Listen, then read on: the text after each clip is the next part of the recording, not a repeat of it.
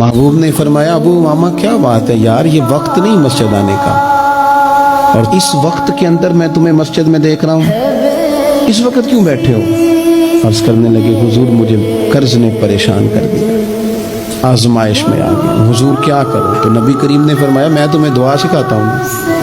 हुजूर ने दुआ सिखाई, कहा पढ़ो अल्लाहुम्मा इन्नी अऊज़ु बिका मिनल हम्मी वल हुज़्नी व अऊज़ु बिका मिनल अज्ज़ी वल कसली व अऊज़ु बिका मिनल जुब्नी वल बुख़्ली व अऊज़ु बिका मिन ग़लबतिद दैन व क़हरिर रिजाल।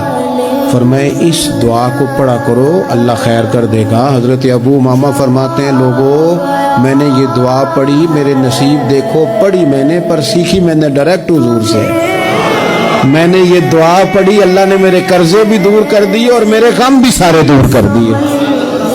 हमारे तो वजीफे में आला हज़रत ने इस दुआ को शामिल कर दिया। फरमाया इसे पढ़ो, सुबह भी पढ़ो शाम भी पढ़ो, गम भी दूर होंगे कर्जे भी दूर होंगे।